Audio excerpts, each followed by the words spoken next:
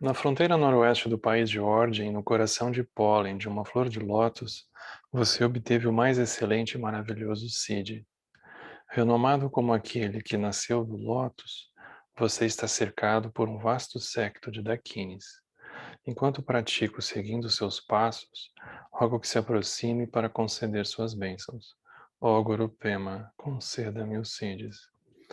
Origin Yuji Jansan Pemage Salum Pola Yatsen Chungi Nyudrumye Pemajune Jesudra Kordu Kandro Mampekor Che Jesuda Drupche Jinji Lapche Jesus So Guru Pema Siji Hom Om Orjen Yujin Ubjan San Pema Gesa Do Pola Yatsen Chogi Yodru Ye Pema June Jesudra Kordu Kadro Mampe Kor Che Jesu Drupche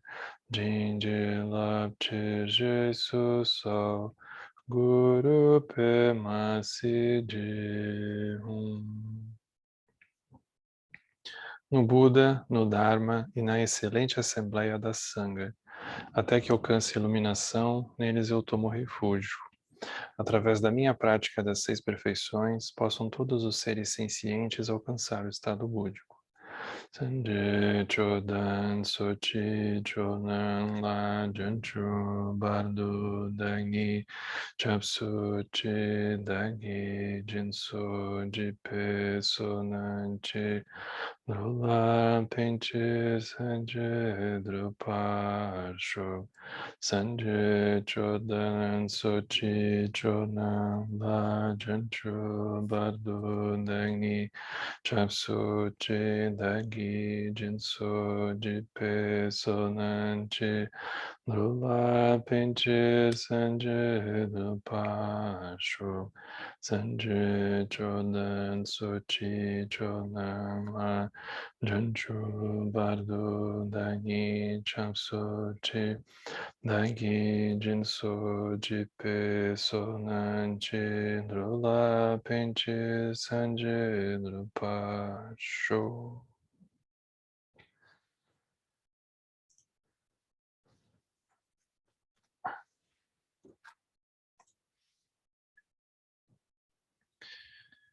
Então,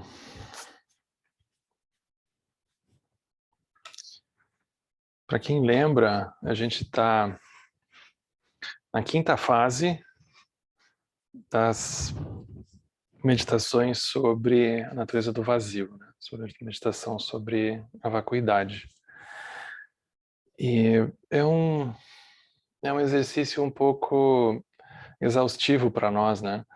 Porque é como se fosse quase uma conversa interna que esses tibetanos tinham dentro de um mosteiro e de alguma forma isso vazou e caiu no nosso colo, né? Esse conjunto de raciocínios, né? De exercícios, mas não é alguma coisa comum assim que a gente vai encontrar em qualquer lugar, né?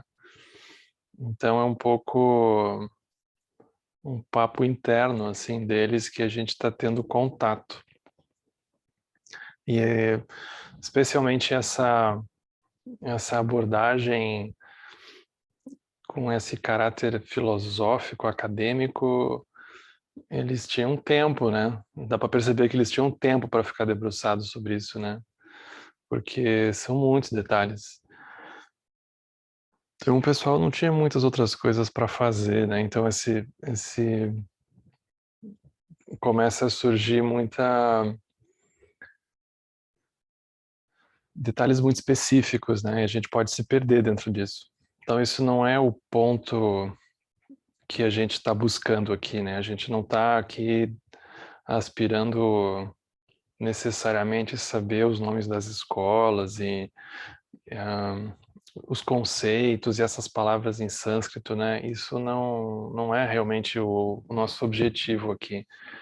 O que para nós interessa é observar como que diferentes passagens, diferentes trechos do texto nos tocam karmicamente de alguma forma, que a gente pode depois ficar pensando sobre aquilo, a gente pode voltar, a gente pode tentar encontrar exemplos, né? Pode ajudar a gente, às vezes, a destrancar, iluminar pedaços da nossa experiência que podem estar trancados, né? Então, melhor a gente olhar assim para o texto como um todo, né? Do que a gente ah, do que a gente decorar ele ou alguma coisa desse tipo, né? Isso não vai adiantar muito. E aqui a gente está na parte final já, é como se fosse a parte mais difícil realmente, porque ele vai fazer um exercício com a gente de como que a gente pode, de alguma forma, aprofundar a, como que a gente pode olhar com detalhe a maneira pela qual as coisas existem para nós, que é um tipo de pergunta que a gente nunca se faria, né? Ou provavelmente a gente não se faria, porque para nós é muito mais fácil a gente decidir num canetaço assim que alguma coisa não existe mais, ainda que aquilo a gente sabe que no fundo é fake, mas a gente decide então algum dia por alguma razão que aquilo não existe mais, ou então a gente decide que aquilo tem que seguir existindo. E pronto, a gente toca a vida para frente, né? Enfim, para que perder tempo? Então, esse nível de detalhe é como se ele fosse ganhando importância para nós, porque a gente começa a se dar conta, como que eu entro de novo dentro disso, né? Como que isso ressurge para mim? Como que isso invade o meu sono, o meu sonho? Como que eu não percebo de onde isso aparece? Isso, quando eu vejo, está pronto na minha frente, né? E eu embarco. Como que pode? Então, aos poucos, é como se essas questões elas fossem ganhando importância para nós. E aqui, então, é como se ele fosse oferecendo um conjunto de dicas, ainda que é uma coisa super abstrata, mas ele vai oferecer formas para a gente contemplar isso, né? Então, como que a gente pode observar isso, né? Então é um pouco como aquela história que volta e meia a gente ouve, né? Que não é nem tibetana, eu acho, né? Acho que no Zen também eles contam essa história. Isso provavelmente vinha da época do Buda, que eram esses dois monges que estavam caminhando e aí tinha uma mulher num certo trecho que não conseguia atravessar o rio, aí tinha um monge mais experiente que ajuda e o outro jovem fica um pouco revoltado com o mais velho, né? Então, quando a gente começa a se perguntar ah, de onde é que surge, a gente começa a se dar conta de onde que aquilo apareceu para mim, né? Por que que aquilo, uma vez que apareceu, não vai embora? Ou não vai embora quando eu gostaria que fosse embora? Então, essas perguntas, elas começam a ficar... É como se elas começassem a ganhar peso na nossa vida, né? E aí o texto, ele está falando desse contexto. Então, tem um nível de esforço envolvido, vocês vão ver. É um pouco desgastante ficar se fazendo essas perguntas, essas contemplações, porque é como se escapasse de uma naturalidade que a gente gostaria de ter por dentro da prática, né? Mas é como se a gente precisasse parar de tempos em tempos e fazer essas perguntas, ainda que tenha um pouco de esforço, a gente faz as perguntas e depois relaxa. A gente faz a pergunta, observa a posição que a gente é convidado a nossa mente vai, e aí a gente solta. Então, ainda que tenha um pouco de esforço, é importante a gente fazer esse exercício de tempos em tempos, né? Não para a gente se desgastar, mas porque eles nos ajudam mesmo a refletir sobre as coisas, né? Então, para quem tem o texto, a gente parou na página 101 do livro, né? Onde tem escrito a doutrina Madhyanta Vibhanga. Então ele diz assim, ele está agora explicando essa última abordagem, né? Que é a abordagem que vem por dentro de Maitreya também. Ele vai dizer, esse é outro dos 5 tratados de Maitreya. Esse texto, que ele não vai entrar em detalhes do texto, mas é como se ele guardasse as reflexões que o texto oferece. Então ele diz, esse texto ele é interpretado pelos Shentompas como alusivo à seguinte doutrina, que se encontra claramente exposta no Sandinirmukana Sutra. Então o que é isso, né? Os 3 modos de existência, os 3 modos de natureza do vazio e os 3 modos de ausência de essência. Então, por exemplo, a gente pode pegar alguma experiência da nossa vida, qualquer uma, de preferência uma que a gente não está conseguindo deletar, né? Uma assim que a gente não consegue desligar. A gente pergunta assim, onde é que é o botão, né? Onde é que é a tomada? E a gente não acha, né? Essas são as melhores, porque são as que a gente não esquece, né? Se a gente ficar pegando assim, copo, vaso, né? Aquilo não tem muito apelo para nós, né? Então, aí a gente chega à conclusão, tá bem, aquilo existe. Mas existe como? Então, 3 modos de existência. Então, ele nos convida a refletir sobre isso, né? 3 modos de existência. Depois a gente pode pegar a mesma experiência e pensar 3 modos de natureza do vazio, ou seja, 3 formas de contemplar a natureza do vazio daquela experiência. Depois, 3 modos de ausência de essência. Então aqui ele já está dando uma resposta, que aquilo não tem essência absoluta. Aí ele convida a ver que tem 3 formas de perceber isso, né? Então isso é como se ele estivesse aqui dando um resumo de um texto que a gente nem sabia que existia, né? Então, os 3 modos de existência. Então, ele diz assim, né? A natureza imaginária, que é um tema que a gente já tinha visto nos capítulos anteriores, né, ele falar sobre isso, existe como meras criações conceituais.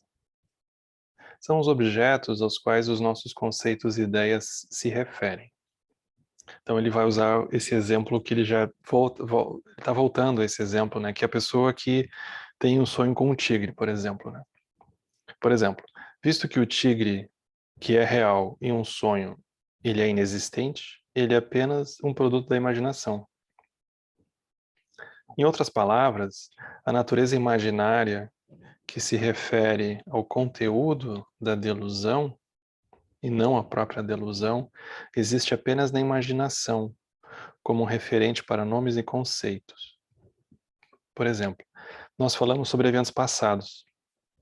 Esses eventos, eles não existem em absoluto. Eles são simplesmente nomes ou conceitos que se referem a coisas que estão sendo imaginadas, mas que não existem. Objetos externos à mente e aos sentidos, eles são dessa natureza. Eles não existem, mas mesmo assim, nomes e conceitos são aplicados a eles. Aqui é um pouco estranho, né? Porque, por exemplo, naquela imagem, né, aqui ele usa o exemplo do tigre, ou, por exemplo, eventos passados, né? Ou seja, a gente pode escolher alguma coisa aí que aconteceu na nossa vida. Aí é como se a gente poderia imaginar que ele está negando uma dimensão subjetiva, né? Do tipo assim, bom, mas aonde que está? Você olha para sua frente, tem o quê? Tem tijolo, tem parede, né? Onde é que está? Acorda, qual é?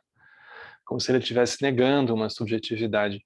Mas aqui é como se ele estivesse olhando muito profundamente para isso que a gente chama de subjetividade e ele não está encontrando, ele não consegue pegar naquilo de um jeito que parece que existe. Parece que existe. Então são simplesmente nomes ou conceitos que se referem a coisas que estão sendo imaginadas, mas que não existem. Então, quando a gente diz nomes ou conceitos, ele está nos convidando a perceber que a experiência do passado, a gente se refere, a gente se relaciona com ela um pouco como alguém que imagina aquilo, no sentido de que a gente não tem uma mesma relação com o nosso passado ao longo de toda a vida. A gente muda a relação que a gente tem com o nosso passado à medida que o próprio tempo presente vai passando para nós. À medida que a gente vai não só vivendo outras coisas, mas a gente também vai tendo outras informações sobre aquele passado. Então, isso é a forma que ele encontra de falar dessa qualidade imaginada. A gente imaginava que aquele passado tinha sido desse jeito. Aí depois de um tempo, a gente diz, não, agora eu sei, agora eu descobri. Me contaram, então, que na verdade foi isso que aconteceu. Tudo bem, a pessoa pode passar 10, 20 anos com aquela versão, mas pode ser que depois de um tempo, aquilo também mude para a pessoa. Então, é muito interessante a gente olhar isso, né? Como que essas coisas que passaram, elas seguem passando, na verdade, né? Elas não passaram, elas seguem passando. Então, elas não existem, mas ainda assim nomes e conceitos são aplicados a eles. A gente vai, então, sempre tentar rotular de alguma forma, né? Para dar sentido. Então, isso é uma forma dele falar da natureza, aqui no caso, a natureza imaginária, né? Onde é que ela está? Depois vem a natureza dependente. A natureza dependente diz assim: a natureza dependente, ela existe substancialmente no sentido que não é apenas imaginária, como no sentido supra-apresentado, acima, no caso, né? Assim, os pensamentos, os conceitos, os nomes, as ideias em si mesmas que aparecem tanto para a mente como nela, realmente ocorrem. Então, por exemplo, o tigre do sonho ocorre e produz um efeito, tal como o medo na mente sonhadora. No entanto, o tigre do sonho, ele é apenas substancial em relação ao tigre real que se imagina estar lá. Não é substancial no sentido absoluto.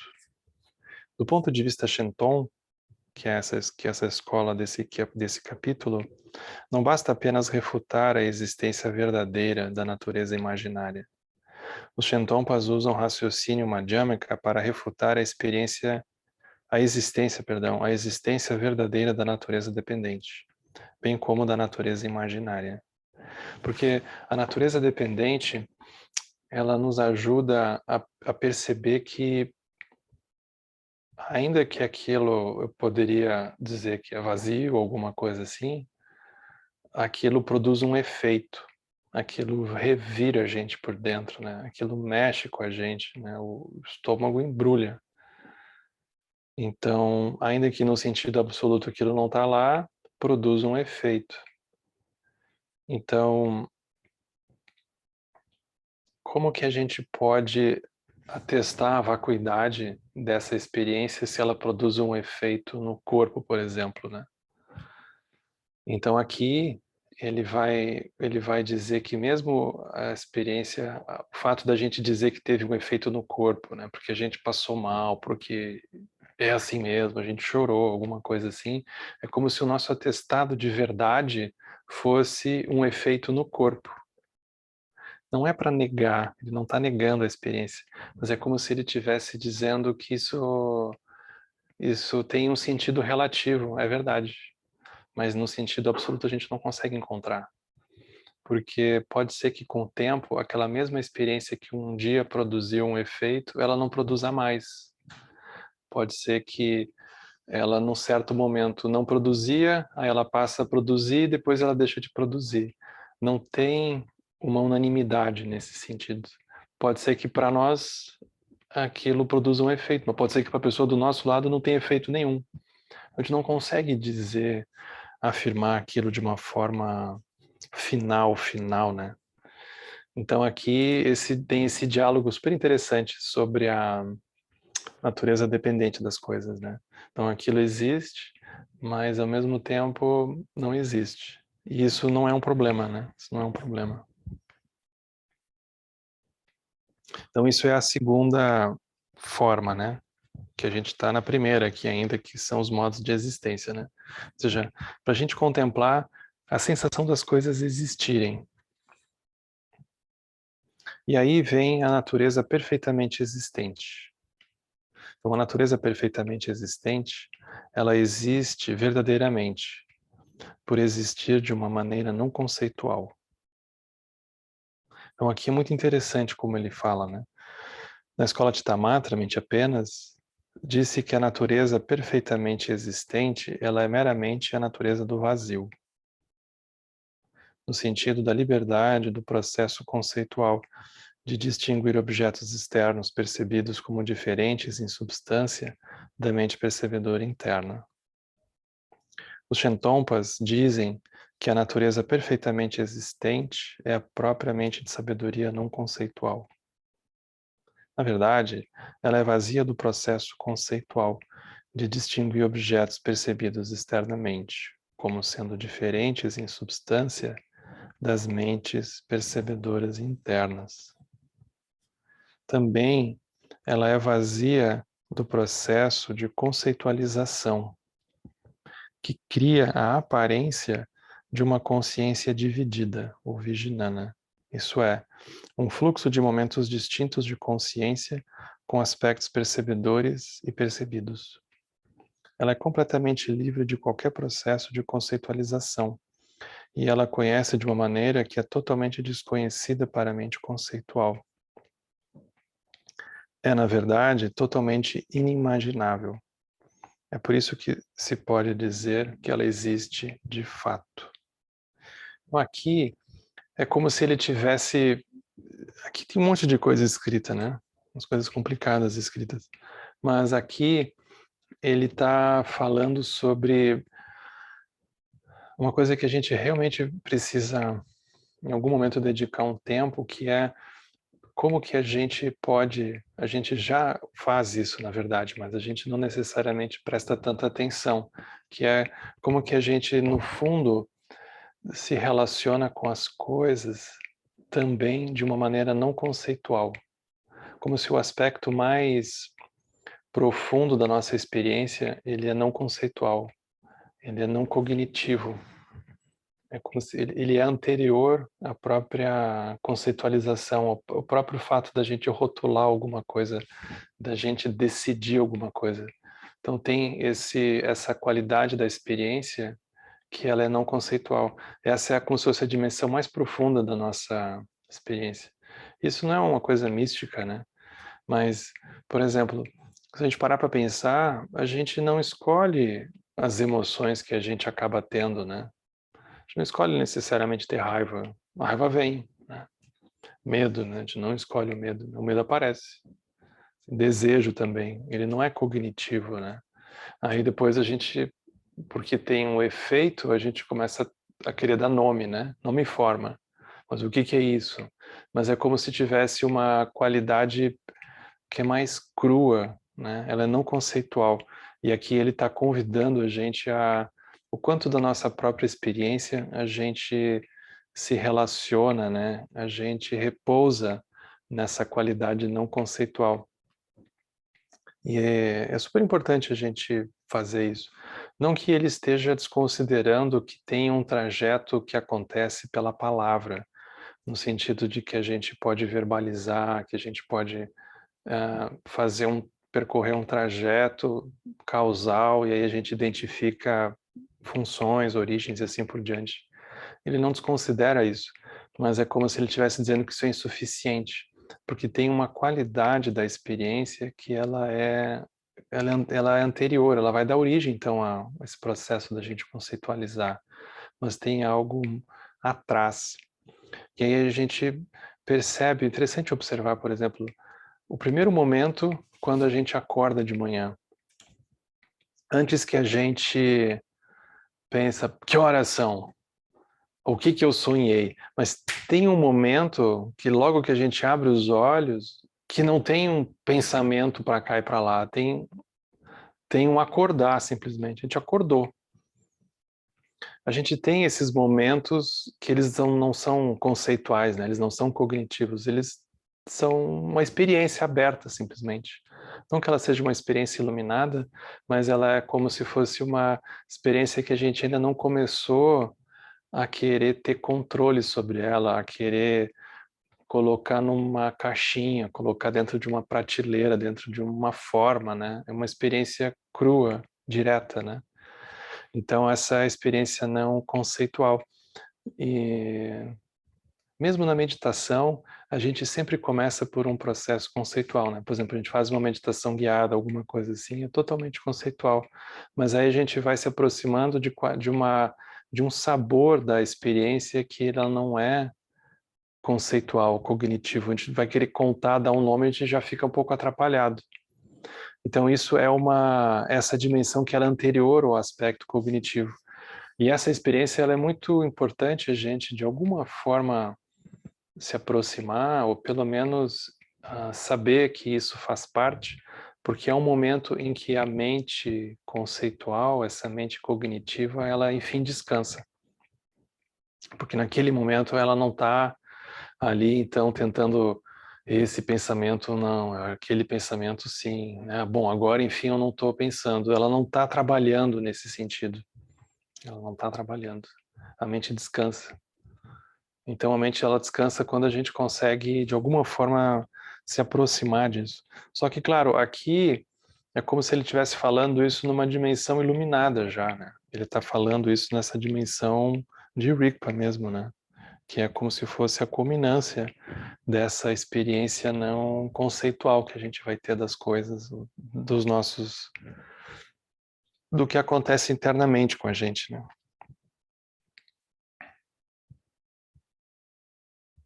Então ele vai falar, essa qualidade é uma qualidade da própria mente, é uma qualidade da mente estar livre do processo que ela mesma cria. O Lama Santen está sempre falando sobre isso, né? Como que a mente ela é livre do que ela cria. Aí a gente fica pensando, pô, mas se a mente é livre do que ela cria, por que que eu não sou? Por que que eu não libero, né? O que que acontece que eu não deixo aquilo passar, né? Se a mente ela mesma não tem nenhum problema com isso, né? Se a mente não tem nenhum problema, o que que deu errado, né? O que que tá dando errado? Então aí como a gente começa a se fazer essas perguntas assim. Então isso é a gente olhar, né? Ou seja, a mente, a natureza da mente, essa qualidade não cognitiva, ela mesma, ela é livre de qualquer processo de conceitualização. E ela conhece, ela tem uma habilidade, uma qualidade de se relacionar que ela é totalmente desconhecida para a mente conceitual, que tenta então agarrar, ela tenta de alguma forma dar um nome, dar um rótulo, botar numa prateleira, né? E aqui tem uma qualidade da experiência que não pode ser capturada, vamos dizer assim, né? Ela não é capturada por isso.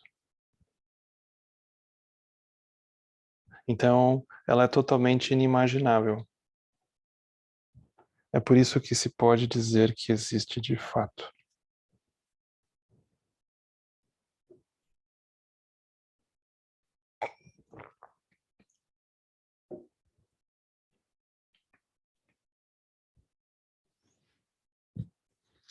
Isso foi a primeira das três modos, do primeiro dos três modos, né? Que esse é o modo de existência. Agora, vem os três modos de natureza do vazio.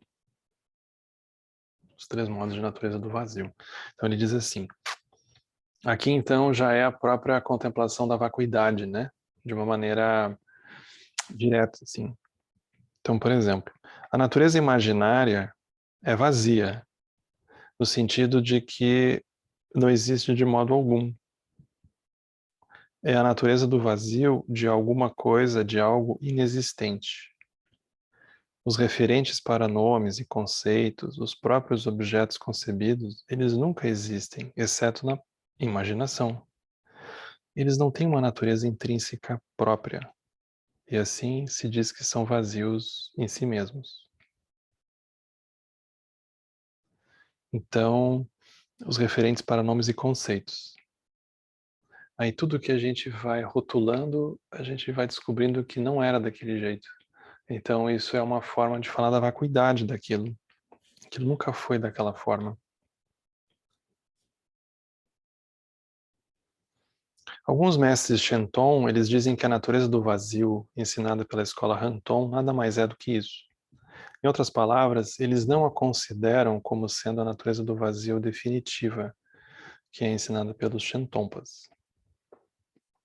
Então essa é a primeira. Aí vem a segunda, diz assim: natureza dependente, ela é vazia no sentido de alguma coisa existente, mas não definitivamente existente. No relativo, ela existe e funciona, tendo suas características próprias. Ela é vazia da natureza imaginária, mas ela não é vazia de si mesma. É como a visão de Tamatra, ou mente apenas. Em termos absolutos, de acordo com a visão Shenton, a natureza dependente não existe de modo algum. Ela é vazia de uma natureza intrínseca, porque ela surge dependentemente.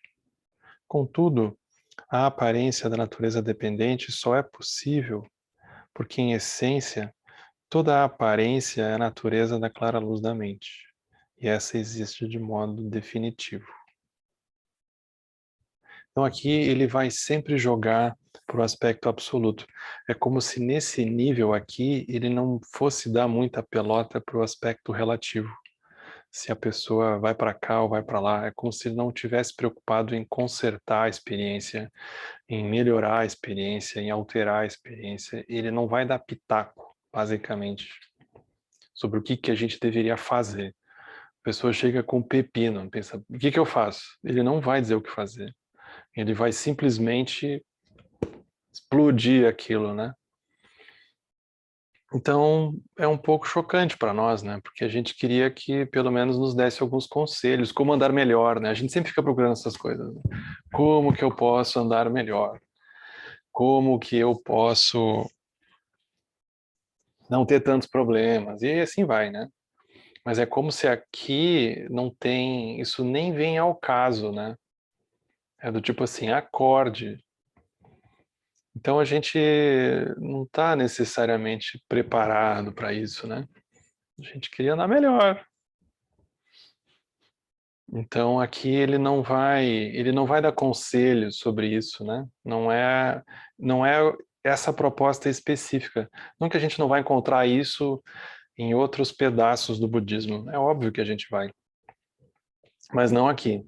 Aqui isso realmente não vem ao caso, porque é como se já tivesse.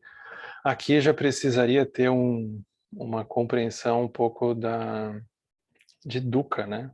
No mínimo a gente tem esse refúgio, assim, mais ou menos, em que aquilo não vai dar certo. Aí aqui não vai dar certo. Como que vai dar certo? É dukkha, né? Então aqui já tem essa base. Por isso que ele fala desse jeito. Agora ele diz assim, né? Toda aparência é a natureza da clara luz da mente. Então, só essa frase aqui a gente já pode pegar e guardar. Porque se a gente parar para pensar, a gente sempre tem um, um juiz interno que diz, olha, algumas aparências até podem ser a natureza da clara luz da mente, mas tem outras que não. A natureza da clara luz da mente só vai aparecer quando aquelas experiências ali sumirem. Aí a natureza da clara luz aparece. Mas enquanto elas estiverem ali, a clara luz da mente não vai aparecer. Então a gente tem como se fosse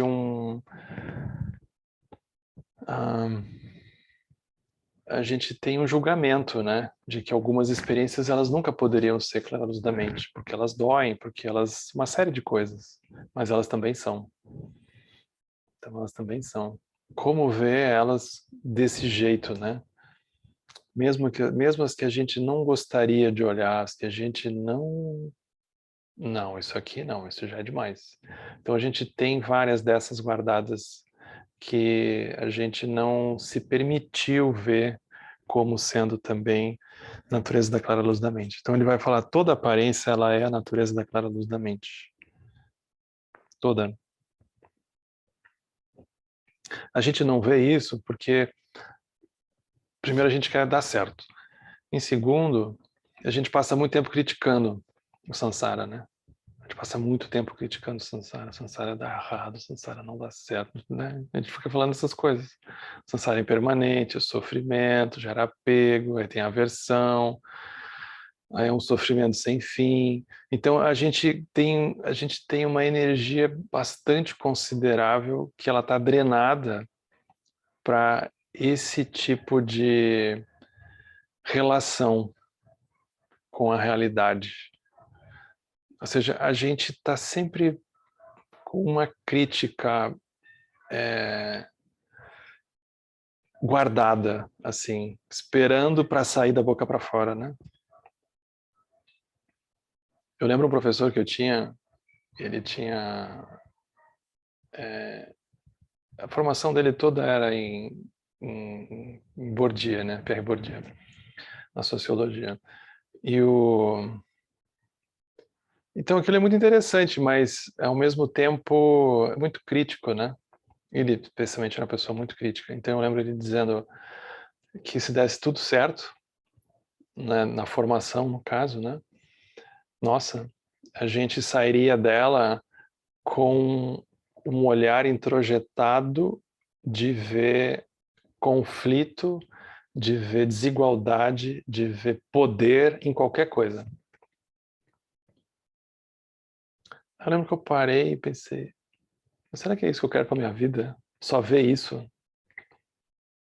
Eu acho que não. Não, não que eu negue que isso existe, óbvio que não. Mas eu não sei se eu quero ver só isso, né? Só isso. Porque a sensação que eu tive era que só estava se vendo isso. Aí o mundo fica horrível, né? O mundo fica horrível. Então, a gente traz isso, né? Então, como ver que toda aparência é a natureza da clara luz da mente? Né? Como ver? E essa existe de modo definitivo, a natureza de clara luz da mente.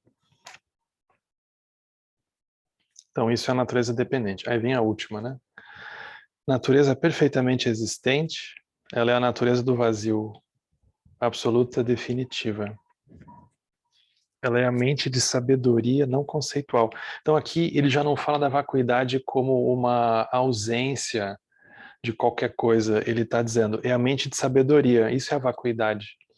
Ele já não fala aquilo como alguma coisa que a gente diz, não, não começa por uma negativa. É uma abordagem muito rara da vacuidade que não começa negando.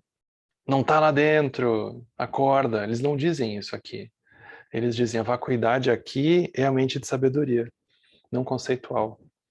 É uma outra forma de se relacionar com a vacuidade, em que a gente não tem que uh, tirar, vamos dizer assim, não tem que tirar a experiência das coisas, né? Não tem que retirar nada. Elas já são a mente de sabedoria. Então, é um outro lugar para se começar, né? É um outro lugar para se relacionar, é um outro lugar para olhar. Então, é isso que ele diz. É a mente de sabedoria não conceitual, sem surgimento, sem permanência, sem perecimento. Ela é primordialmente existente e ela é dotada de qualidades. Ela é vazia no sentido de que ela está livre de todo o obscurecimento criado pela mente conceitual. Então aqui a vacuidade, ela já não é, de novo, né? Ela não está sendo abordada como sendo o fato daquilo não ter a cara que parece que tem, mas o simples fato de que aquilo que a gente está vendo é naturalmente livre do que a gente está vendo.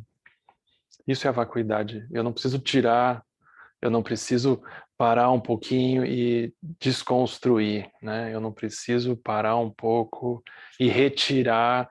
Eu não começo de um lugar que eu estou errado, né? Vocês olharem, o ensinamento da vacuidade sempre começa com o pressuposto de que a gente está vendo alguma coisa errada. Você está vendo, mas você está enganado. É uma ilusão. Ou seja, a gente descobre que a gente estava inocente na vida fazendo tudo errado, vendo tudo errado. Aí vem alguém e diz, a gente é um pouco penoso o caminho da vacuidade, né? Porque a gente descobre que só sabe fazer errado. Aqui ele diz, é vazio, não no sentido que você está fazendo errado. Não importa o que você está vendo. O que você está vendo já é livre do que você está vendo. Então, se você está olhando para um objeto, ele é livre de você. Você não precisa liberar o objeto, ele já é livre, mesmo que você quisesse aprisionar o objeto, ele já é livre de você. Qualquer coisa é livre da gente. O que é um pouco assustador, né? Porque a gente tem algumas coisas que a gente não gostaria que tivessem essa liberdade toda, né? Mas as coisas, elas têm essa liberdade toda, né? É muito engraçado isso. Então elas têm. Então, isso é a vacuidade nessa abordagem. É o fato das coisas serem livres do que a gente gostaria que elas fossem, ou do que a gente acha que elas são, ou do que a gente concluiu sobre elas. Elas são naturalmente livres. Isso é a vacuidade. Portanto, quando a mente conceitual tenta apreendê-la, seja a experiência ou a vacuidade, ela não encontra nada que ela consiga pegar. E ela vivencia isso como a natureza do vazio. Assim, ela é vazia para a mente conceitual, mas do seu próprio ponto de vista, ela é a natureza da clara luz da mente, juntamente com todas as suas qualidades.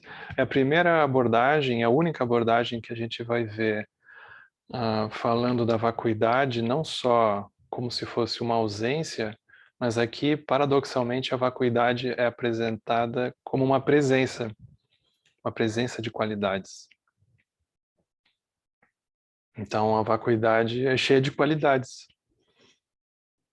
Cheia de qualidades. Ela tem luminosidade, ela vai ter compaixão, ela vai ter um monte de qualidades ali dentro, né?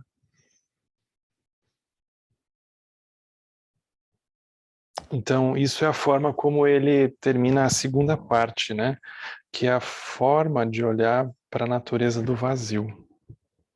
Ele vai entrar agora no último dos três modos de ausência de essência, né? Que é no finalzinho da página 103.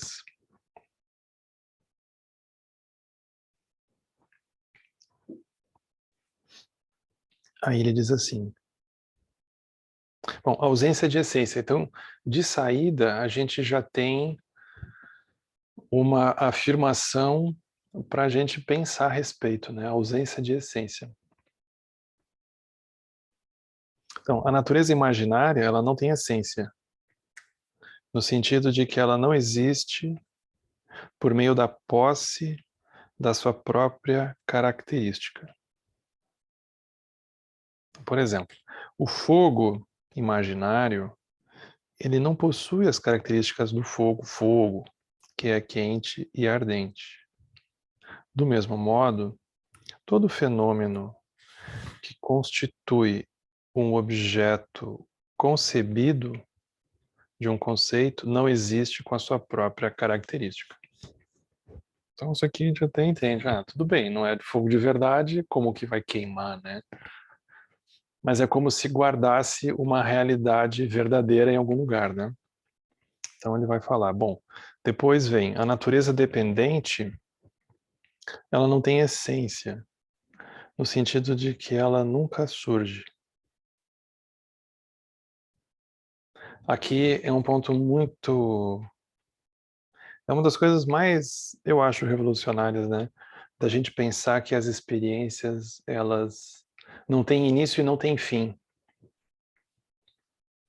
Então, é isso que ele está dizendo. A experiência, a gente fala assim, originação dependente. Então, uma coisa produz a outra, né? Uma coisa produz a outra. Isso é originação dependente. Mas aqui ele está dizendo que se a gente olhar num sentido muito profundo, aquilo não tem um início que a gente consiga encontrar. Porque aí a gente vai dizer assim, bom, o início foi 1900 e bolinha. O início foi quando eu tive a ideia de então fazer aquela coisa. Aquilo foi no dia tal, sei lá.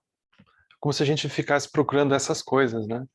Mas aí a gente parar para pensar, aquela ideia, ela não é um pouco contraditória, porque a gente talvez já tenha tido aquela ideia outras vezes. E aquela ideia, a gente descobre que a gente só teve aquela ideia porque a gente encontrou com tais e tais pessoas ou tais e tais experiências que ajudaram a formar aquela ideia, ou que ajudaram a formar aquilo. Aí a gente vai voltando e não encontra alguma coisa. Do mesmo jeito, quando é que alguma coisa termina? A gente sempre é surpreendido por as coisas, parece que nunca terminarem de verdade, assim, né? Elas terminam, aí daqui a pouco a gente não sabe se está vendo o mesmo filme, ou se a gente achou que tinha morrido, aí ressuscitou. O que que foi? Então é essa qualidade mais sutil de perceber que a gente não consegue necessariamente determinar, assim, né, com tanta certeza que aquilo começou assim, a gente não consegue. E nem que aquilo termina. Então, por incrível que pareça, isso deveria nos deixar mais aliviados, porque a gente pelo menos relaxa de ter que decidir que alguma coisa começou, que alguma coisa terminou. Porque no fim não vai resolver, né? Não vai resolver. O fato da gente ter decidido não vai resolver. Não é por aí, né?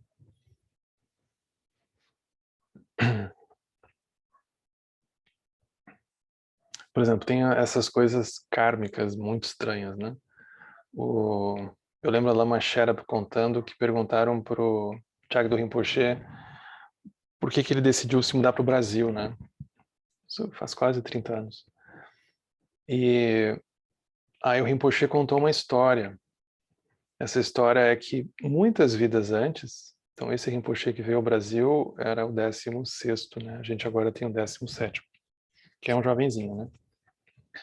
Mas o 16º, esse que veio ao Brasil, ele conta que muitas vidas atrás ele foi preso. Ele não contou que ele aprontou, mas ele foi preso. Então, como se diz, ele teve muito tempo para pensar, né? Muito tempo para pensar na vida.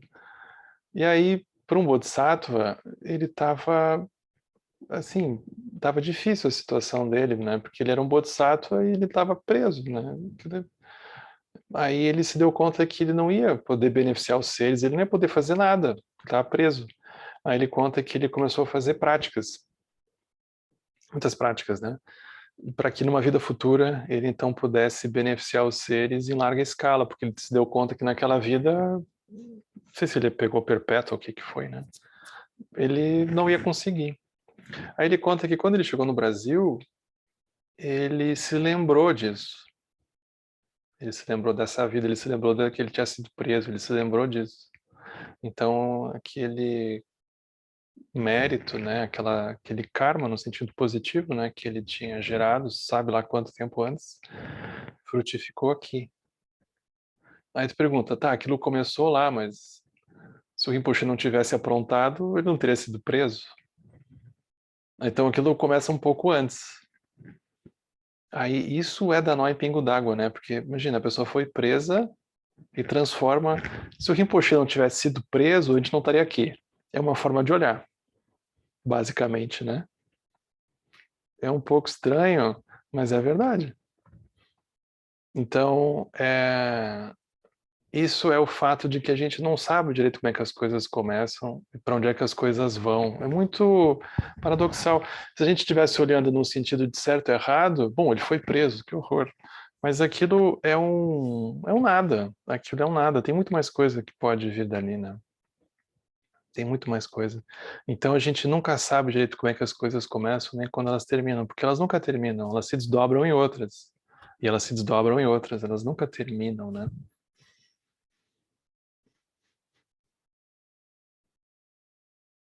Então foi assim. Então isso é o fato que as coisas nunca surgem, é isso. É o fato que a gente não consegue definir, né? Exato. Quando é que começa. Aí vem o terceiro tipo de modo de ausência de essência. Então diz assim, página 104. A natureza perfeitamente existente é a ausência absoluta de essência. No sentido de que é a ausência de essência que é o absoluto. Em outras palavras, sua essência não é conceitual. A essência da mente de sabedoria não conceitual, ela não pode ser apreendida pela mente conceitual. Portanto, do ponto de vista da mente conceitual, ela não tem essência. Do seu próprio ponto de vista, é a realidade absoluta. Então, aqui ele fala da vacuidade como essa qualidade da experiência que a gente não consegue nomear direito, a gente não consegue dar um nome, a gente não consegue pegar nela, porque ela não tem uma essência que a gente possa tocar, que a gente possa colocar até mesmo dentro de uma palavra, né? A gente não consegue. Isso é a realidade absoluta. A experiência da realidade absoluta. Isso é como se fosse a culminância da contemplação da vacuidade. Aí vem o último trecho que a gente vai olhar hoje, né? Que é isso que ele chama de jnana ou sabedoria, né? Jnana em sânscrito. Sabedoria não conceitual. Ele diz assim, de acordo com a interpretação Shanton, o Ratanagotra Vibhaga, o Mahayana Sutralankara e o Madhyanta Vibhanga, eles ensinam em termos diferentes que a verdadeira natureza da mente é a mente de sabedoria não conceitual e que essa é a realidade absoluta. Então os textos vão convergir para isso. A mente de sabedoria não conceitual. E isso é a realidade absoluta. Enquanto isso não for realizado, a natureza da clara luz da mente, ela atua como base para as aparências impuras, equivocadas ou ilusórias se manifestarem. Ou seja, enquanto a gente não perceber, a gente inevitavelmente vai olhar para as experiências, as aparências, como sendo impuras, como equivocadas ou como ilusórias. Aí os ensinamentos, eles sempre vão ter esse sentido um pouco, não é disciplinador, né? Mas é como se estivesse sempre assim, acorda, veja. Eles vão estar sempre falando assim pra gente. Em outras palavras, ela é a base para a manifestação do samsara. Então esse é o grande paradoxo. A base para a manifestação do samsara é a natureza de clara luz da mente. Não é outra coisa. Só que, uma vez realizada, ela é a base para as manifestações puras. Em outras palavras, para os kayas, os corpos do Buda, os reinos do Buda, as mandalas das divindades tântricas e assim por diante. Aí surge tudo, né?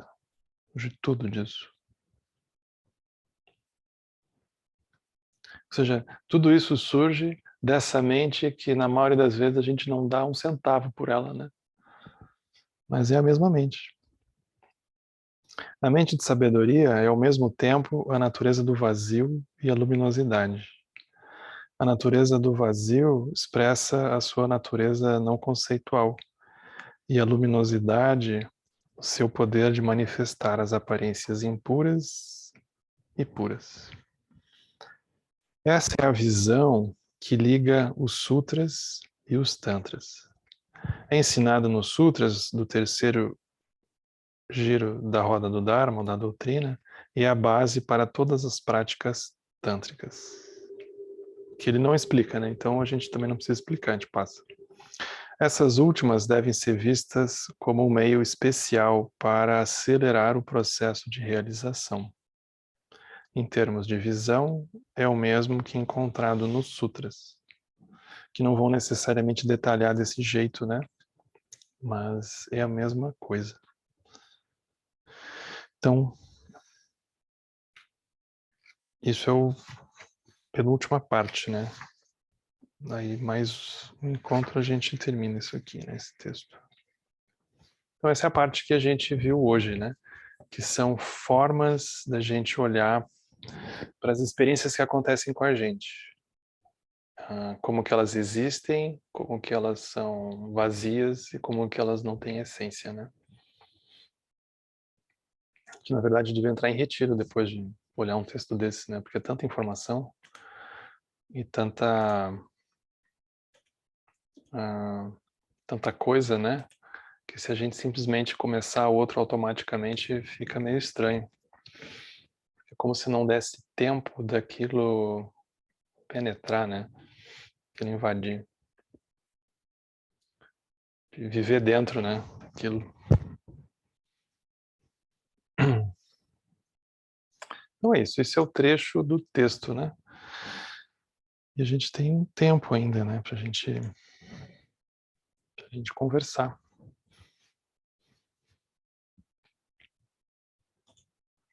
Então tá aberto, pessoal. Henrique, Oi, Norini. oi, querido. Olha só, se a gente, né, aceita o samsara, aceita o sofrimento, aceita, ponto, né? Existe, o samsara é isso, o sofrimento existe, é isso. Então, você, teoricamente, não está gastando energia para discutir com isso, nem sair disso. Sair, que eu digo assim, é ficar quebrando a cabeça como a gente quebra a cabeça para entender o que é samsara, para não... E vamos sair do samsara, vamos seguir. Quer dizer, se você aceita de alguma forma, você está deixando sobrar energia para você poder estar, sei lá, fazendo prática, vivendo de outra forma. É isso. Faz sentido isso? Ou é muito estranho? Aceita que eu digo é não ficar ali, sabe? O sofrimento, na hora que você entende que sofrimento é sofrimento e que todo mundo sofre, tudo é sofrimento, bem, mal, ruim, bom, e você não discute com isso, de alguma forma você não está jogando energia, a sua energia discutindo isso. Uhum. Eu acho que se tu for por esse caminho, eu acho que é isso mesmo. Mas teria que olhar, por exemplo, se quando a gente interpreta dessa forma que tu colocou, qual é a reação que acontece dentro da gente? De uma maneira muito honesta. Porque pode ser que aquilo ressoe para a pessoa, dependendo do momento de vida dela ou de alguma coisa que ela está passando, como se fosse uma grande derrota, por exemplo. E aí pode ser que essa informação piore a situação da pessoa. Então é como se precisasse ter uma habilidade de adivinhar ou de pelo menos intuir como que a gente reage ou a gente reagiria às informações. Por exemplo, se tu reage a essa informação de que não adianta lutar e tu vai para um lugar de abertura e um lugar em que tu não tem uma sensação interna, então que tu vai botar toda a tua energia para te livrar de alguma coisa para então obter alguma outra coisa, mas tu tem uma abertura, tu tem um espaço interno e que te oferece uma riqueza, aí tá perfeito. Uhum. Mas a gente não tem uma garantia que todo mundo vai reagir da mesma forma ao ser apresentado a essa informação, vamos dizer assim. Então pode ser que para outros a informação ela vá realmente precisar ser um pouco mais dura, de dizer, olha, mano, não vai funcionar. E a pessoa diz, não, vai sim. Eu digo, olha, não vai. Então tá. Aí a gente não discute, mas é como se isso é o caminho, né? Então o caminho vai precisar muito se adaptar a nós, né? Uhum. É um caminho, assim, eu não vejo isso de uma forma, como uma forma de derrota. Eu vejo uma forma até muito de liberação. É Uhum. claro que para conviver no mundo é uma coisa também que te torna meio, se não tiver cuidado, você fica muito frio, você olha para as coisas de uma forma muito, então tá, ué, tá doendo, tá sofrendo. Exatamente. A gente tem Então, que ter um refúgio, né? assim, Então, o grande problema dessa informação é que se a gente não tem uma visão maior do processo, aquilo é muito frustrante, né? Aí aquilo pode ser quase suicida para a pessoa. Mas a ideia não é essa. Uhum. Então, se a pessoa não tem esse panorama mais amplo, ela não tem um refúgio, aí fica um pouco desesperadora essa informação, né? Mas se ela tem aquilo em que aquilo faz parte de um universo de significados, né? Aquilo faz parte de um mapa, de um roteiro que ela sabe que tem uma rota de saída, ela sabe que aquilo não é tudo, aí aquilo, ela descansa, enfim, né? Uhum. Descansa. Não é que dá para pensar assim o tempo inteiro, entendeu? Mas assim, Uhum. é, eu acho que de alguma forma você libera, você solta, É, você descansa, né? descansa, assim, É, isso não tem preço. não, até para tomar um fôlego, até para poder dizer e passar pelas situações com as pessoas Ah, e com você mesmo, e com a sua expectativa, a expectativa de dar certo, a expectativa de ficar tudo é, lindo, maravilhoso, mas por outro lado, você sabe que o lindo, maravilhoso também vai. Então, é difícil explicar isso para alguém é. fora do nosso contexto que não seja uma forma de desistência. Não, tem que começar dizendo que vai dar certo. Vai dar Só a certo. pessoa meditar um pouquinho e ela medita um pouco, ela pensa um pouco sobre as coisas, vai dar certo, vai melhorar. A gente começa assim, é óbvio. O Buda era um ótimo vendedor. Pode estar certo, pode estar certo.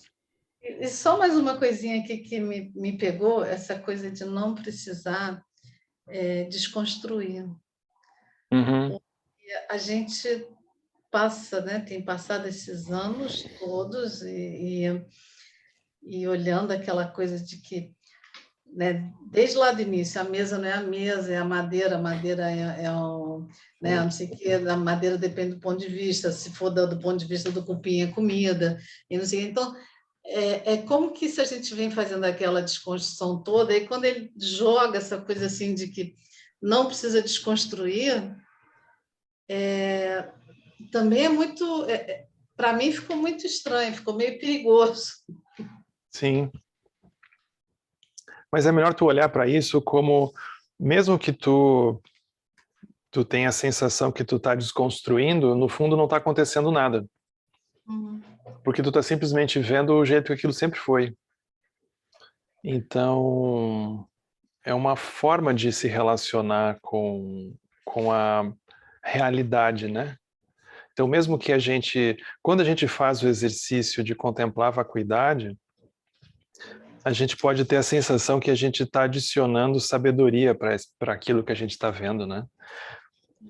Ou a gente está adicionando, não que a gente está adicionando a vacuidade, porque seria uma contradição em termos, mas é como se a gente tivesse olhando de um jeito muito mais profundo agora, né? As palavras são sempre um pouco essas, né? Uhum. Mas aquilo sempre foi aquilo, basicamente. Sempre foi aquilo. Que também frustra, né? Porque afinal de contas a gente É. está buscando, buscando. Mas o javali do praticante quer uma coisa profunda, é óbvio. Tu acha que ele quer alguma coisa rasa? Não quer, ninguém quer uma coisa rasa. Todo mundo quer coisa profunda, né? Por isso que no Agora, Zen eles têm aquela imagem de um templo, né? Que tem um monte de javali sentado de perna cruzada, um do lado do outro, diante de um altar.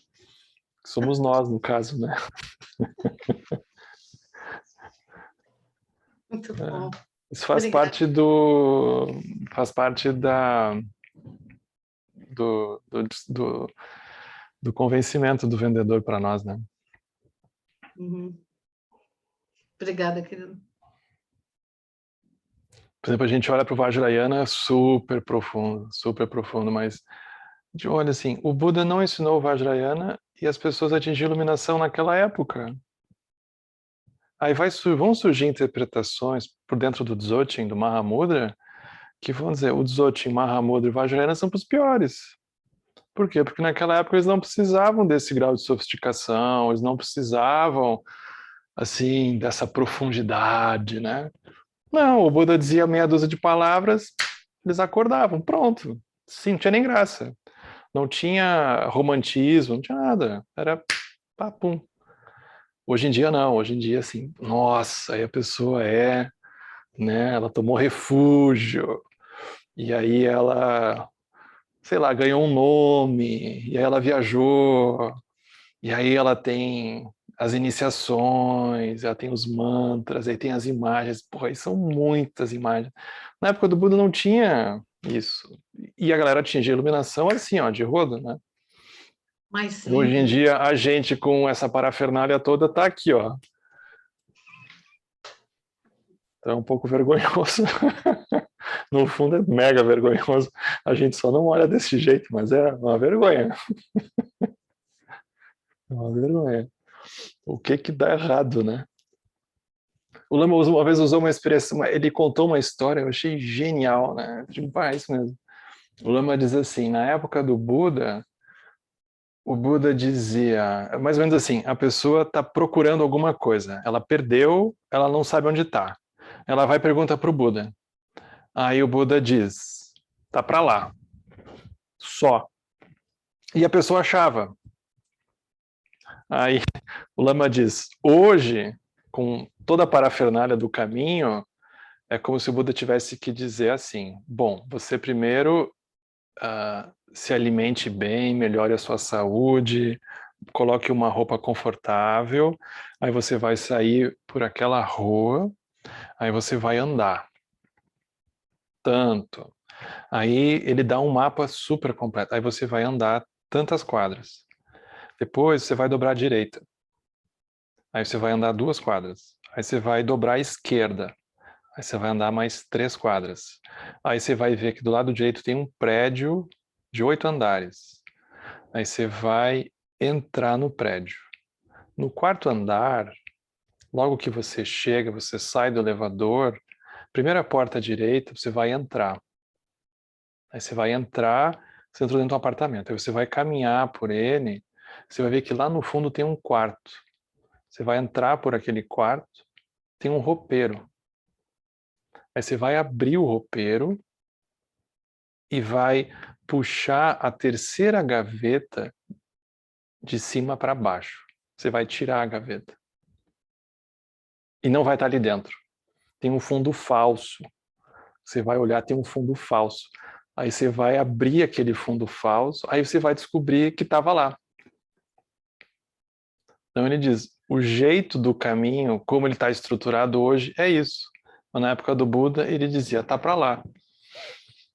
Então, isso são os tempos de degenerescência, né? A gente precisa de uma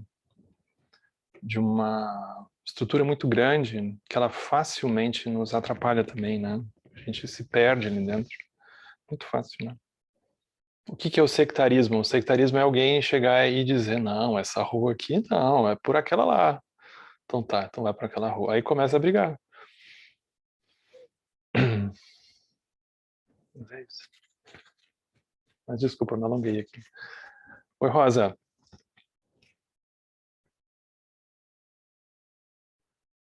Oi, Henrique.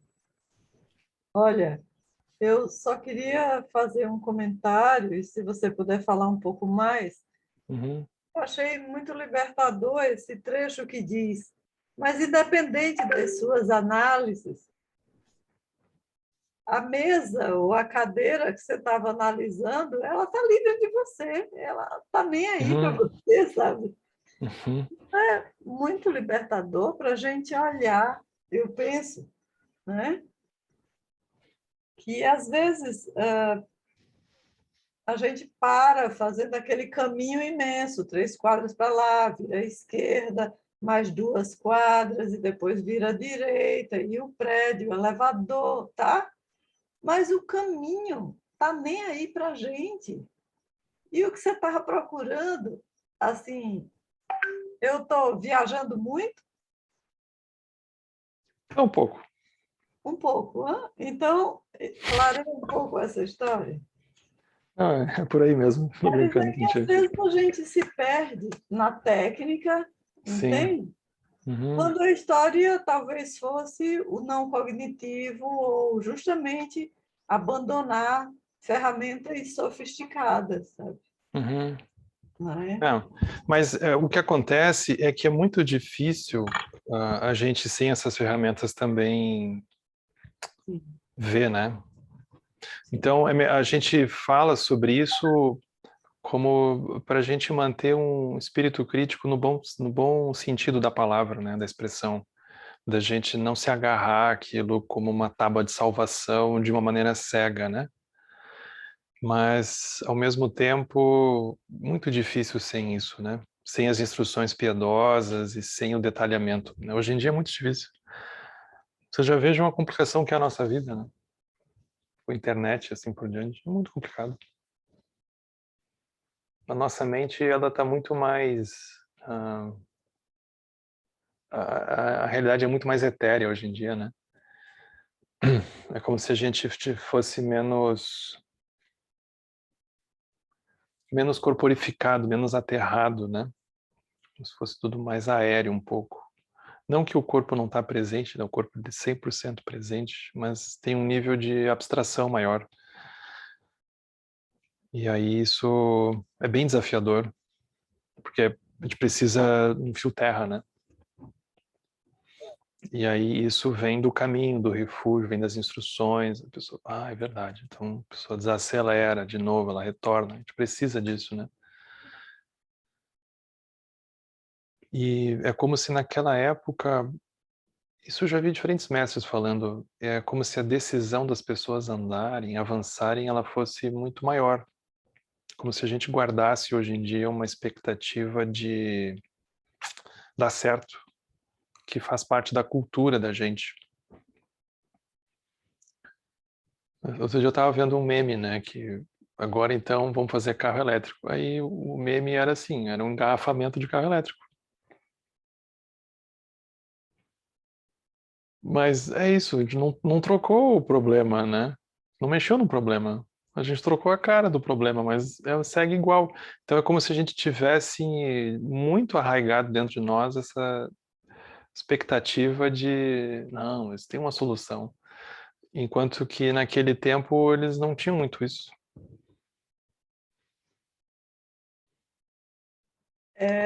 A gente poderia pensar que naquele tempo havia menos distrações, menos chocalhinhos, menos, sabe? Menos distrações no dia a dia da gente, sabe? Porque você... Eu acho que sim. Eu também não É, gosto de romantizar, né? Porque tinha muito sofrimento, muita estrutura para tudo que é lado, né? Não quero romantizar o passado, né?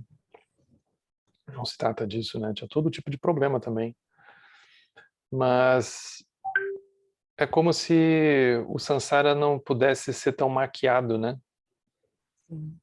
Quando a gente vai para, vocês vão para a Índia, vocês vão ver, não tem como maquiar aquilo. Não tem como. Não tem escala aqui no Brasil, não tem. Não tem escala. É uma outra dimensão, assim. Eu costumo pensar que é diferente a gente chegar aqui e ver pobreza, mas a gente chega lá e vê miséria. É outra É escala. É outra outra coisa, é escala. diferente. É diferente.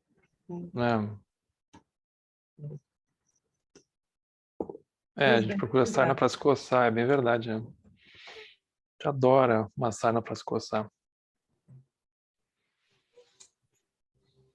É isso. Obrigado, Rosa. Obrigada a você. Oi, Tamara. Oi, Henrique. Oi, gente. Boa noite. Boa noite. Henrique, do encontro passado, lembra que a Maiana fez uma pergunta e você fez uma resposta sobre como reconhecer a clara luz nas experiências e tal? Eu meio que tentei fazer assim, e se você achasse que desse, eu queria compartilhar, porque deve ter várias coisas erradas, aí você vai, tipo, ensinando, entendeu? Por Só que é favor. meio comprido, assim, se você achar que dá tempo. Mas fala da tua experiência. Como que É foi que para ti? eu não sei falar sem eu explicar como é que foi, pode ser? Tá bom, pode ser. Desculpa, mas eu não sei fazer de outro jeito. Então, aí assim, quando você falou para para fazer, tipo, meditando. Eu não consegui fazer meditando. Tipo, eu fiquei pensando na coisa e escrevendo. Porque eu não sei, é uma insegurança minha. Se eu não escrevo, eu vou esquecer.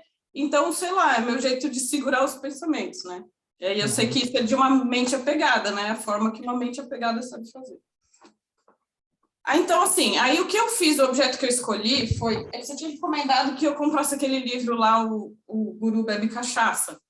Sim. Aí eu fiz com ele, porque ele chegou, aí quando eu soube que ele chegou, eu fiquei toda louca, assim. Aí eu fui pegar ele, e aí eu peguei ele, né? Eu tive que pegar. Sim. E aí, tipo, eu já senti, assim, uma sensação, né? E aí, tipo, eu me senti agitada, toda animada, tal. E aí eu percebi que quando eu peguei o livro, tipo, só de pensar nele, né? Eu lembrava dos nossos encontros, eu lembrava de você, do Lama, de todo mundo. Então, aí eu notei que mexeu com a minha energia, né? Você falou que tinha que perceber isso. E aí eu consegui perceber que mexeu com a minha energia. E aí também mexeu com as minhas memórias, que eu acho que tem a ver com a Lai, né? E aí eu fiquei pensando assim, eu sei que o livro é só um livro, né? Um monte de papel impresso e que, tipo, eu posso ter outro livro, se eu quisesse, se esse não chegasse, né? Mas esse livro foi super bem recomendado, ele, tipo, eu tive que procurar muito, eu não achei aqui, aí eu tive que encomendar. Aí ele ia chegar, e ele chegou antes da hora, tipo, eu achei que isso era um sinal, entendeu? Que ele é o livro certo, tipo, ele pode ser, tipo, o que eu preciso para conseguir acordar, né? Aí, tipo, eu entendi que isso, tipo, é super expectativas que eu coloquei no livro, né? Tipo, é uma super valorização. E eu acho que expectativa... Coitado do livro, né? Eu acho que a expectativa... Ele nem sabe o que esperava por ele. Aí eu acho que essa expectativa e essa valorização, a supervalorização, me faz pensar em carência, porque, tipo, eu supervalorizo ele porque tá me faltando alguma coisa, e ele promete me dar isso que tá faltando, né? Foi o que eu pensei. E aí, assim... é o Zonza, né? Imagina. Aí, assim, embora eu não goste, eu tenho que admitir que isso faz parte do meu personagem, né? De tentar ser uma praticante, de, enfim, ser uma aluna esforçada, de querer algum resultado, né? Sim. Eu entendi dessa forma. E aí, isso me faz criar vários planos para querer fazer muitas coisas e correr atrás, né? Então, como que eu posso ser uma praticante, mas sem ficar sustentando esse papel? Aí eu achei que isso tinha a ver com a bolha, né? Que, tipo, eu faço todo um gasto maior tempo, faço um monte de plano para tentar ser uma coisa que, tipo, não dá para ser, tipo, eu não vou conseguir. E aí, aí só de pensar em tudo isso que eu faço, o que eu tento fazer, o que eu quero fazer, eu já fico cansada só de pensar, né? E aí eu percebo que, tipo, tudo isso aí, uma hora eu posso, tipo, cansar realmente, né? De repente pode esgotar a minha energia, porque de repente eu corri, não peguei nada, ou então porque, sei lá, eu de repente peguei e vi que não era nada daquilo que eu imaginava. Aí isso me faz dar uma desanimada, assim, aí eu sinto essa queda de energia, eu falo assim, puta, será que tudo que eu tô fazendo não vai dar em nada? E mais uma vez, tipo, né? Aí eu fico triste, né? Porque eu percebo que eu me iludo fácil com as coisas, tal. E aí eu acho que isso tem a ver com a vacuidade, assim, de perceber que é meio vazio, assim, né? Embora não pareça, talvez seja, né? Aí tá, beleza, o livro não é nada de importante, ele é só um livro, um monte de papel, né? Enfim, e eu fico dando tanta importância para ele. Mas aí eu penso, tá, beleza, é só um monte de papel, mas aí eu olho o livro, aí eu fico com vontade de chorar, porque aí eu penso, mas o autor, eu nem sei direito quem é o autor. Você fala o nome dele, eu sei que ele é importante, eu não conheço ele, mas eu sei que ele se dedicou um monte, que, enfim, ele deve ter desejado que todos os seres se beneficiassem, que a gente se iluminasse. Então, tipo, como é que eu posso falar que isso não é nada, né? E aí eu sinto uma culpa, eu falo, como eu sou ingrata, como pode, né? Que ridículo, eu não posso ser assim. Aí eu fico me culpando. E aí eu vejo que isso, tipo... Imagina se ele descobre que você está falando assim do livro dele, né? Ai, que horror, olha que karma horrível. Aí isso baixa a minha energia de novo, e aí é aquela coisa que você falou, né? Da energia sobe, a energia sobe. E assim, eu percebo também, eu acho, né, assim, que independente de ser uma ilusão ou não, o fato é que o livro me traz um grande conforto, ele me faz me sentir de alguma forma importante, especial. O cara nem me conhecia e ele escreveu esse livro para mim. Não foi só para mim, mas foi para mim também. Então, isso me faz sentir bem, sabe? Isso me faz sentir amada, querida por alguém que eu nem conheço. E eu acho isso super legal. Enfim. Então, mesmo sem ser uma coisa importante, ela é muito importante. Pelo menos eu entendi assim, né? E aí, e assim, ao mesmo tempo que eu vejo isso, aí eu fico assim, penso, meu, eu nunca vou entender nada disso, né? Porque ele mesmo fala que não é nada, mas que ele fala que é vazio, né? Que a gente tem que pensar que é vazio. Mas eu não sinto que é vazio. Então, tipo, meio que entendo que eu nunca vou entender mesmo, que isso é demais para mim. E aí, tá, aí eu acho que essa é a hora de soltar e de relaxar. Só que, tipo, eu não consigo soltar e relaxar dessa forma, né? Eu preciso ter alguma coisa para me segurar. E aí é a hora que eu tenho que entregar para alguém, entendeu? Porque uma mente apegada não solta nem o sofrimento, assim, do nada. Ela entrega, no máximo, para alguém que ela confie. E aí é isso que eu penso, que entra a tal da confiança, e aí é onde eu acho que pode ter a ideia do guru, né? Que você falou, que é alguém que você confia e que aí você pode entregar essas coisas para ele. Aí acho que foi isso, não sei se acabou, mas deixa eu ver aqui, acho que é isso. Ah, tá, e aí eu pensei assim, e aí, tipo, o guru seria alguém que você confiaria, mas, peraí.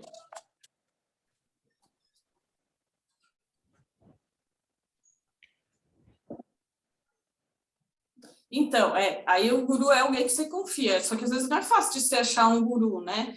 E aí eu vejo que a gente acaba projetando essa história do guru para outras pessoas, que a importância do guru ser realizado, e às vezes você não encontra um guru realizado, você meio que deposita isso em qualquer um. E aí isso é meio que perigoso, né? Mas é uma coisa que acontece. Acho que é isso. Eu achei ótimo o teu relato. Ótimo. Mas eu fico cansada, olha, eu estou exausta agora, só de falar. Imagina quando eu pensei. É um trabalho, né? Fazer esse percurso todo. Mas é muito honesto, muito. É isso mesmo.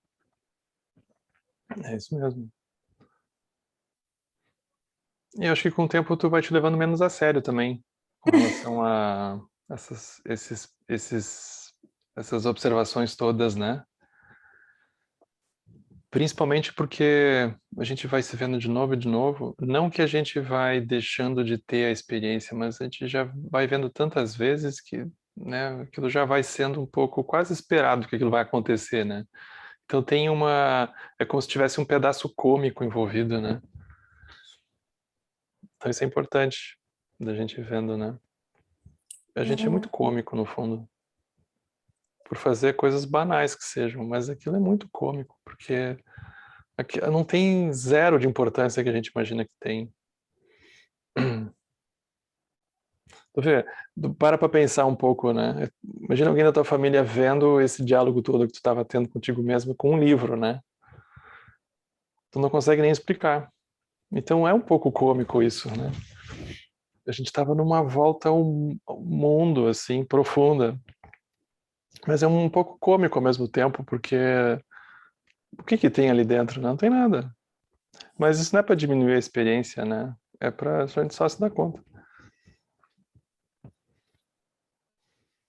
Essa parte aí do livro, que quando chegou eu fiquei animada tal, e aí eu pensei na energia, né? Que mexeu com a minha energia. Aí eu pensei, se outra pessoa visse o livro, não ia achar nada demais. Se fosse alguém da minha família, que nem você falou, se fosse meu pai, ele ia ficar em pânico, ele ia tirar o livro de mim na mesma hora. Imagina, bebe cachaça no título, né? Ia queimar o livro, imagina. Você começou a ler? Comecei, eu queria ler ele logo tudo de uma vez, mas não dá, tem que ser por partes, né? Mas eu confesso que eu fui olhar checklist já. Mas eu olhei meio que rapidinho, assim. Eu tenho que ver com calma. Legal. Depois me conta.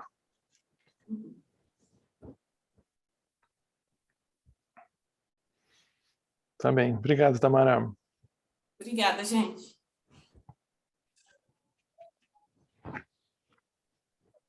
Então Então tá, pessoal. Se alguém quer dizer mais alguma coisa.